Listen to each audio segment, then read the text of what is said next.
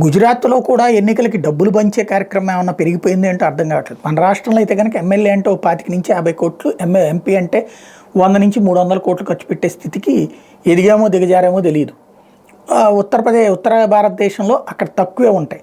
మరి ఇప్పుడు అక్కడ కూడా పెరిగింది ఏంటో తెలియదు. సాధారణ గుజరాత్లో క్లీన్ స్వీప్ అయింది క్రిందసారి బీజేపీ. అట్లాంటి చోట్ల ఈజీగా గెలుస్తామని భావించాల్సిన చోట్ల 2 ఎంపీ క్యాండిడేట్లు అనౌన్స్ చేశాక బీజేపీ మాకు సీట్లు వద్దని చెప్పడం, అది గుజరాత్లో బీజేపీకే షాకింగ్ పరిణామం.